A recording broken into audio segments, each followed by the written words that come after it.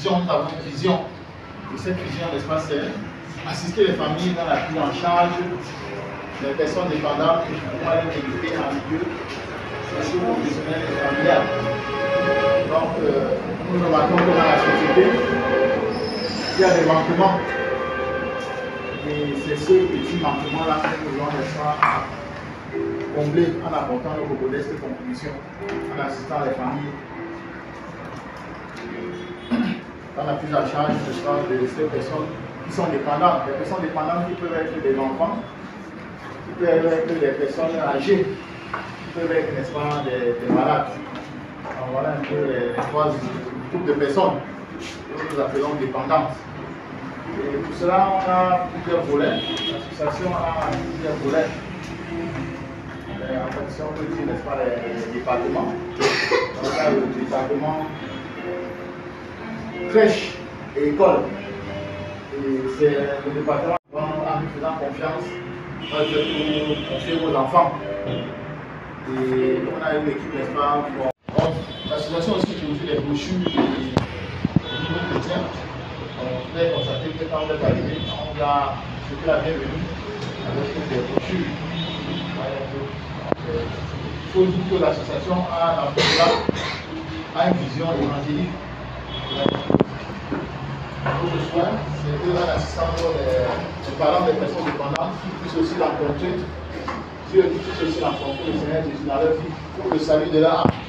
Puisque l'association a été créée par un couple chrétien, donc monsieur et madame Yade, et nous voulons dans tout cela, nous allons avec Dieu, dans tout cela, dans le sens d'apporter l'évangile à ceux avec qui nous travaillons, de façon à ce que nous puissions rencontrer aussi le Seigneur Jésus pour le salut de l'âme. Parce que nous savons que tout ne finit pas ici-bas. Un jour, n'est-ce pas, nous rencontrons à notre éducateur. C'est pourquoi la Bible dit que Dieu a tant aimé le monde qu'il a donné son Fils unique, afin que quiconque nous fasse en lui ne périsse point, mais ait la vie éternelle. Donc nous allons aussi dans ce sens, pour apporter ce soutien aux familles qui étaient en difficulté. Ce sont les entiers. Donc, c'est leur difficulté qui vont faire ça. Donc, il y a parfois des campagnes de dons. Il y a aussi parfois des campagnes de dons en autre chose que les fournitures scolaires, comme les habits, ou bien ainsi de suite. Une fois là, l'association collecte les dons de nature. Et ces dons-là sont parfois donnés dans les orphelinats et ailleurs. Et parfois, sinon, tu nous conduis. Bon, je crois que j'ai un peu fait le tour de l'association TIVA. Et il faut dire que bon, on a un grand projet vraiment, on appelle le projet CAS. Les assistances sociaux éducatives, c'est un grand projet où nous visons construire vraiment, avoir un espace où nous construirons vraiment des infrastructures en bonne et due forme, où nous pourrons avoir un orphelinat, nous pourrons avoir, n'est-ce pas, une crèche, une école, collège même, voire même pas l'université, un centre hospitalier, un centre de divertissement, et ainsi de suite. Donc ça c'est vraiment le grand projet. Ça c'est l'aboutissement, n'est-ce pas, de tout ce que nous sommes en train de faire. Merci. Nous remercions Constat M. Nialde d'avoir pris la parole et nous édifier sur plusieurs thèmes qui étaient vraiment importants. Merci monsieur. Sans nous tarder, nous allons passer la parole comme ça à la directrice de l'école, Mme Nialde. Bonjour chers parents. Merci pour avoir honoré notre invitation ce matin. Est-ce qu'on peut se mettre un peu de bruit comme ça, respirer là? Nous sommes en famille. Alors, on va chanter. Je suis content de te voir aujourd'hui en saluant le voisin de gauche et de droite, devant et derrière. Je suis content de te voir aujourd'hui. Je suis content de te voir aujourd'hui. Ma sœur, que Dieu te bénisse. Je suis content de te voir aujourd'hui. Je suis content de te voir aujourd'hui. Je suis content de te voir aujourd'hui. Ma sœur, que Dieu te bénisse. Je suis content de te voir aujourd'hui.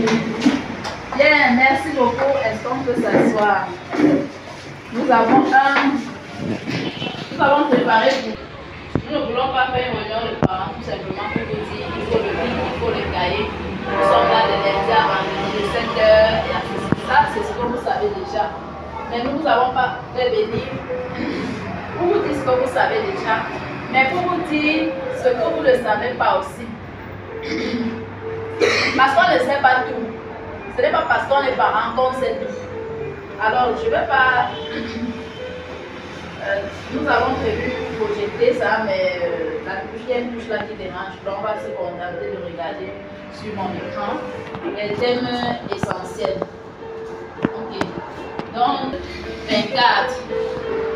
Et c'est une réunion fondamentale parce qu'elle pose les bases sur laquelle nous allons bâtir durant toute l'année, que ce soit ici, que ce soit à domicile. Il serait triste que nous menions vos enfants sur une voie que vous ne voulez pas. Ou que vous menez nos enfants, parce que quand ils sont ici, ils sont déjà nos enfants. Que vous à la maison, vous menez nos enfants sur une voie que nous ne voulons pas. Il faudrait que nous ayons un temps comme celui-ci pour nous accorder sur l'éducation que nous voulons donner à ces enfants. Voilà pourquoi préparez vos questions. Certainement, vous avez déjà rencontré certaines difficultés jusqu'ici. Nous n'avons pas tous les mêmes contextes. Il y a des parents seuls, il y a des parents en couple, il y a des parents venant de tous les horizons. Donc, nous allons chacun trouver quelque chose qui nous concerne. Donc, le thème du jour, c'est l'éducation et les soins qui garantissent l'épanouissement, les capacités et le succès de votre enfant. Il y a une genre d'éducation que vous pouvez donner à votre enfant qui prépare l'enfant à être une bombe atomique demain. Mais au moment où vous le faites, vous n'êtes même pas conscient que vous êtes en train de mener l'enfant vers cela. Donc, il faut que nous ayons des moments comme celui-ci et que notre crèche nous donne l'opportunité de préparer l'enfant à être épanoui psychologiquement, spirituellement, moralement, socialement et physiquement même. Et qu'il ait on vous donne les éléments, l'équipement nécessaire, qu'il ait des... Que je puisse former dans le ventre de ta mère, je te reconnaissais. Et avant que tu fusses sorti de son sein, je t'avais consacré, je t'avais établi prophète des nations. Très bien. Avant que tu fusses, on dit quoi? Formé dans le ventre. Donc avant même de le former, on a l'impression que, en fait, pas qu'on a l'impression, vous savez que c'est au jardin d'Éden que Dieu a créé l'homme et la femme, est-ce qu'après il a encore créé? Donc j'ai l'impression que quand je lis ce texte, que nous existons tous depuis. Mais maintenant nous prenons forme simplement dans le ventre. Et donc quand nous existons depuis, Dieu a des projets. Il dit avant même que tu ne fusses sorti du sein de ta mère, je t'avais déjà consacré et établi prophète des nations. Ça, il s'adresse à Jérémie. Mais s'il s'adressait par exemple à nos enfants, il aurait pu dire, avant que ton enfant ne soit sorti de ton ventre, je l'avais formé et consacré peut-être chantre, menuisier, docteur, ou je ne sais pas trop. Pour vous dire simplement que l'enfant c'est un projet de Dieu. Et aucun enfant n'est dans le ventre et vient sur la terre comme ça. Vous ne rien faire, vous ne servez à rien. Vraiment, chacun a un rôle. Même s'il n'a pas l'air d'être le plus fort au milieu des autres, mais pour Dieu, il est un instrument important que Dieu a formé et envoyé sur terre. Donc nous allons voir que il existe des mauvaises raisons de faire un enfant. Il existe des mauvaises raisons de faire un enfant. Je ne sais pas si quelqu'un peut nous donner quelques mauvaises raisons. On doit y changer. Ce n'est pas un enseignement où je parle, après à la fin vous dites Amen. Vraiment participons. Si quelqu'un peut nous citer une mauvaise raison, je vais citer le reste. Oui. L'âge. On peut dire que hey, j'ai bien voulu faire l'enfant dans le cadre du mariage peut-être, ou alors j'ai bien voulu patienter et tout, mais voilà 30 ans qui arrivent, voilà 35 ans, je fais comment? La pression de la famille. Fais aussi ton enfant, tu vas se sentir. Quand les parents participent de façon spontanée, ça va nous aider. Parce que je n'ai pas le monopole, n'est-ce pas? Ok, j'ai pris des raisons comme ça au hasard, hein. Sauf si quelqu'un va encore nous dire quelque chose. Si j'oublie, vous me dites ce que vous pensez. J'ai pris par exemple une raison comme toutes mes soeurs, tous mes amis en ont. Il faut que moi aussi j'en ai. Quand tu rencontres un camarade de classe, tu te dis tu as combien d'enfants, ça te fait un peu bizarre. Voilà, donc si tu n'en as pas. Garantir son auxiliaire de vie à la retraite. Donc tu te dis il faut un enfant qui peut s'occuper de moi quand je serai vieux. Et tu te dis aussi que bon, il faut que je laisse une trace de mon passage sur terre.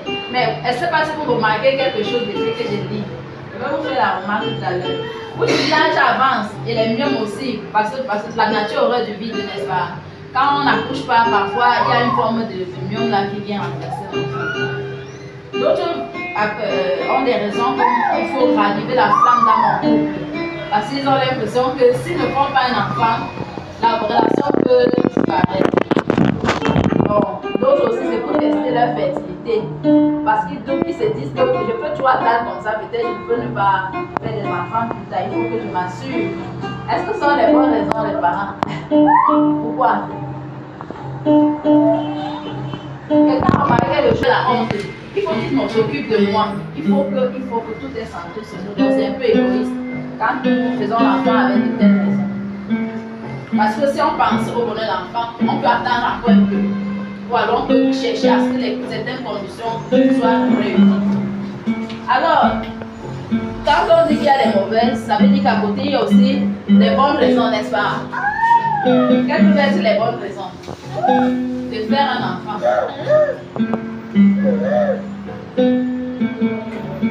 Il y a des bonnes raisons. C'est une femme qui est faite. Oui, parce qu'elle procure la joie. Parce que quand vous marchez aussi, l'enfant on vous appelle maman, la mère vous êtes très content, vu que l'enfant aussi c'est un homme. Là, ça a dans les mauvaises raisons parce que c'est centré toujours sur toi. On va t'appeler maman. Mais les bonnes raisons, ça fait quoi? Les bonnes raisons, en fait, dans la Bible, c'est écrit quoi? Allez et étudier. Nous sommes en train d'appeler un enfant remplir certaines conditions exigées par. Qu'est-ce qu'on fait pour elle? Il y a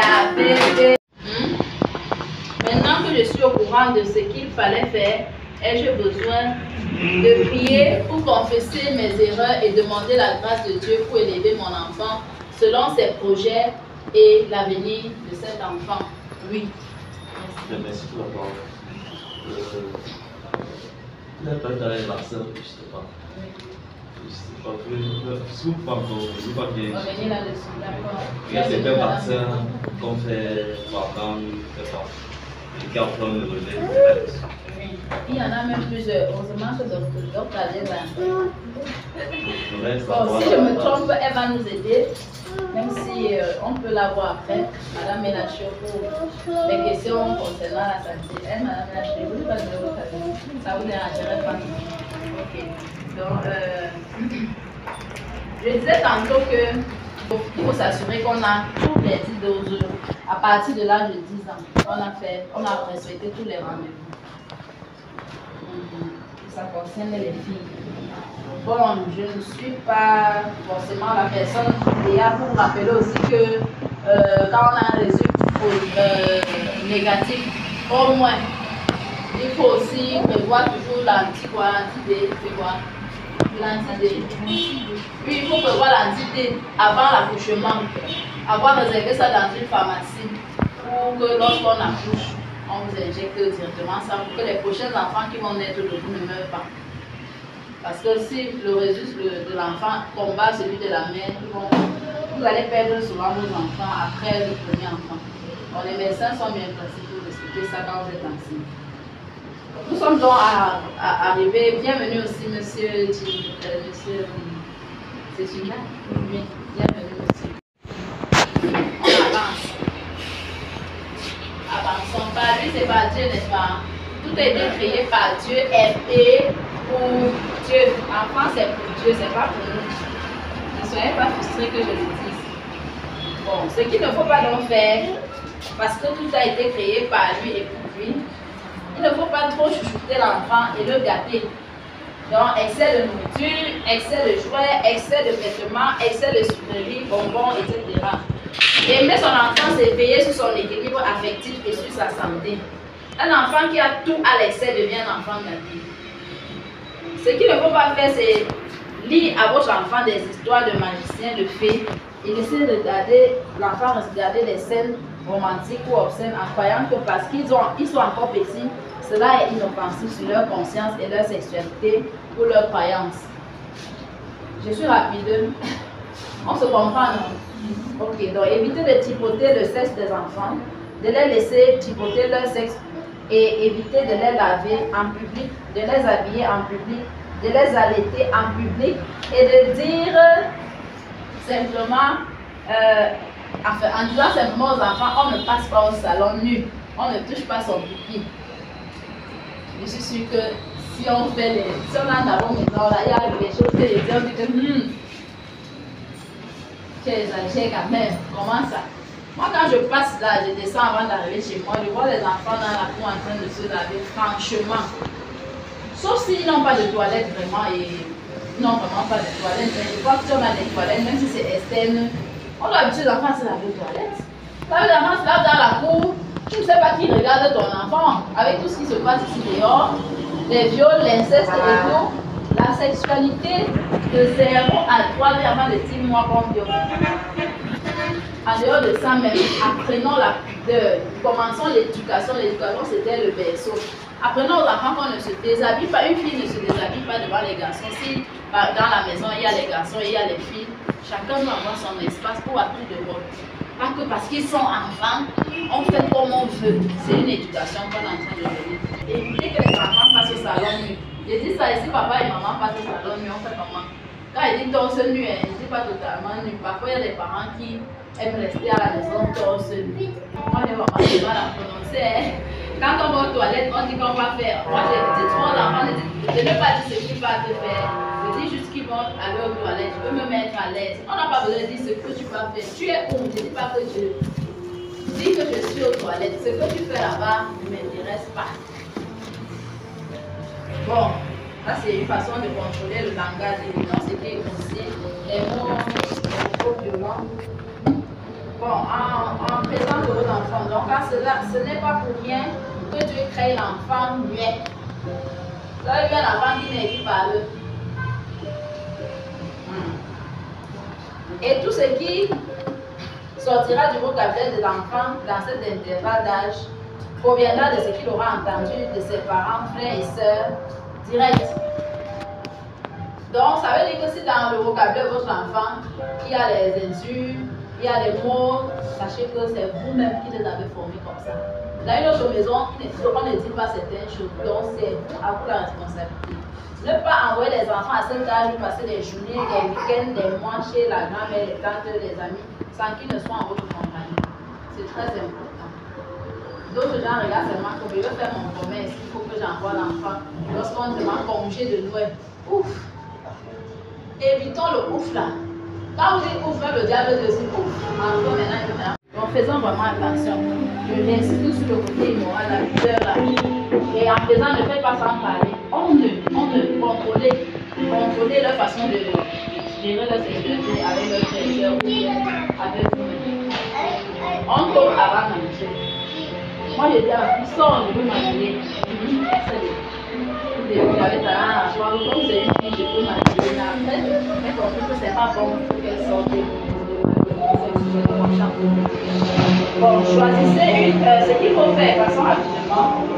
Choisissez une crèche propre pour le personnel à la crainte de Dieu et qui favorise le développement psychomoteur, intellectuel et spirituel de votre enfant.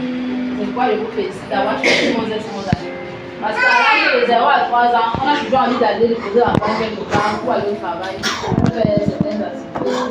Bon, n'allez pas déposer non plus au premier venu. Donc, pensez la crèche que vous allez choisir. Et ici, la particularité, c'est justement qu'en dehors de ce qu'on fait partout, on a ce côté-là où on veille sur le plan intellectuel et sensuel de l'enfant. Ce qu'il faut faire, c'est préférer une crèche en nounou à domicile pour plus de sécurité, plus de socialisation et plus de... On va dire que je fais la piscine. Ce n'est pas la piscine que je fais. Bon, à chacun maintenant sa chance, comme quelqu'un avait dit quelque part. Mais je dis bien, les crèches de nos jours sont beaucoup plus aisées. La crèche, contrairement à ce que l'on pense, expose rapidement l'enfant à certains virus et ainsi le système immunitaire de l'enfant se renforce plus tôt. Bien ça, madame. Votre nom, s'il vous plaît. Moi j'appelle madame le poids de Rosine. Moi je l'appelle Rosine. Très bien ça. C'est bien ça, madame. Donc vraiment, si vous ne le faites pas encore, commencez à le faire. Lire une histoire à son enfant, ça favorise l'affection, les temps de qualité. Ça vous rapproche de l'enfant. Ne dites pas que vous avez trop d'enfants. On va faire ça. Il n'est pas tard pour ceux qui ont beaucoup d'enfants de le faire. Et madame, oui. Par exemple, les phrases simples, on a apporté le bébé, attendez, va venir. Prier avec l'enfant en disant des phrases simples comme merci Seigneur pour cette journée, bénis cette nuit au nom de Jésus-Christ, Amen. C'était la compréhension de l'enfant et captiver son attention. Les mamans sont souvent très fortes dans les choses là. Parce que nous les mamans, on est trop inspirées. N'est-ce pas? Voilà. Ok. Je répète qu'ils comprennent ou pas, faites-le. Si vous vivez avec son deuxième parent, vous pouvez alterner les responsabilités certains soirs.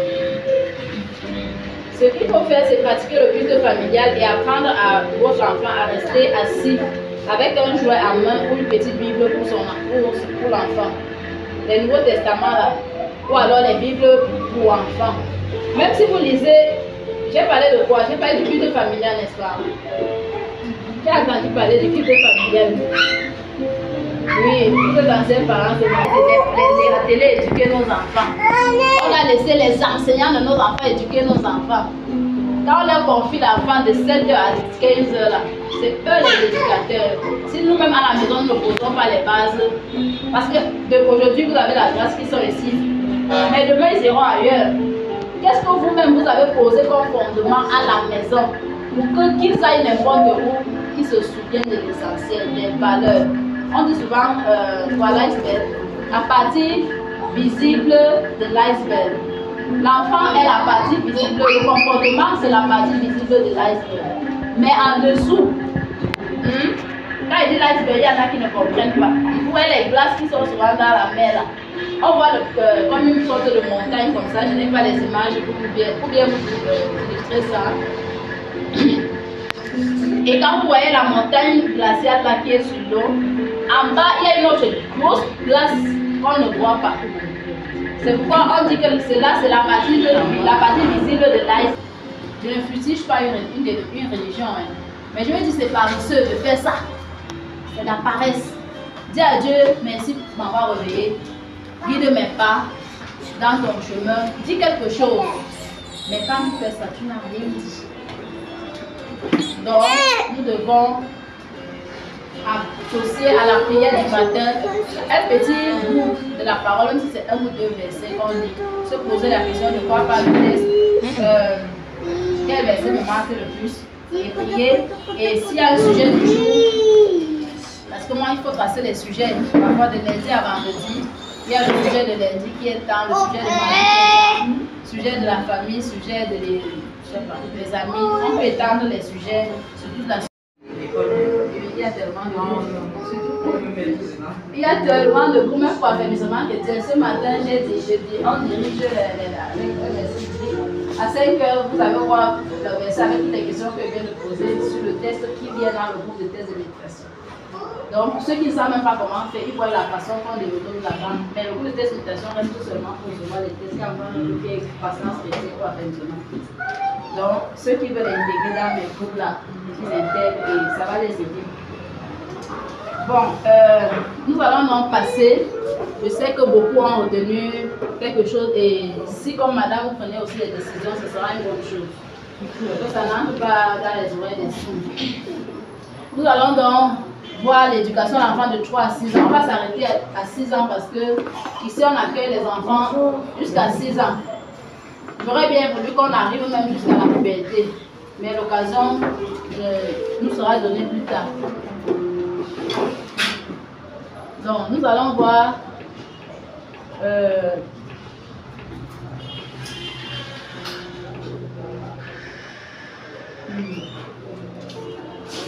je vais aller.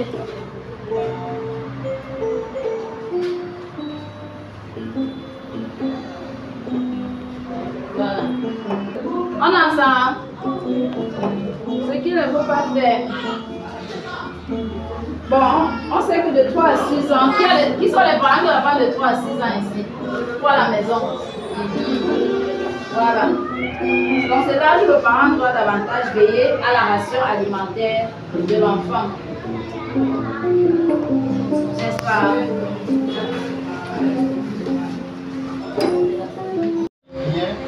Le partage qu'on appelle le lien de la naissance. En ce moment, c'est maintenant, n'est-ce pas, le point de départ avec Dieu, le point de départ avec Jésus. Je peux vous donner tel. Donc nous sommes en train. Donc tu poses ton cœur à Dieu. Parle de lui comme un ami. Parce qu'il est 2 ans, il est là où 2 ou 3 sont ensemble. Je suis les deux. Nous sommes ensemble ici. Nous recevons son nom. Ce que nous faisons sera son nom. Donc il est là et t'écoute. Parle-lui.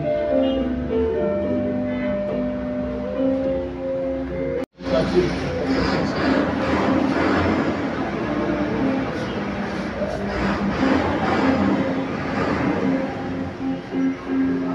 Et lui demander maintenant de pardonner. Parce qu'il a dit qu'il ne met pas dehors celui qui vient à lui. Il me tient la porte en lui. Une fois que tu entends sa voix et que tu ouvres la porte, il va ouvrir son cœur. Tu vas entrer dans ta maison. Il va souper avec toi. Il va nous parler.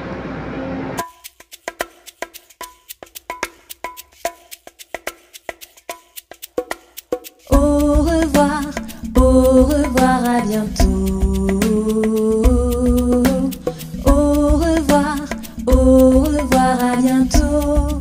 Oh, on se quitte, mais ce n'est pas triste. Jésus reste avec nous.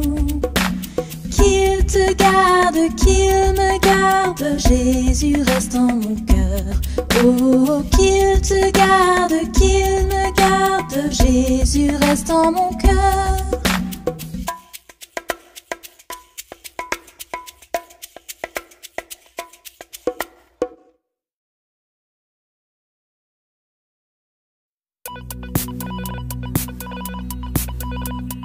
Toc, toc, toc, Jésus frappe à ma porte. Toc, toc, toc, Jésus voudrait entrer. Il aimerait devenir mon ami. Oui, oui, oui, Jésus, tu peux entrer. Toc, toc, toc, Jésus frappe à ma porte. Toc, toc, toc, Jésus voudrait entrer. Il aimerait devenir mon ami. Oui, oui, oui, Jésus, tu peux entrer.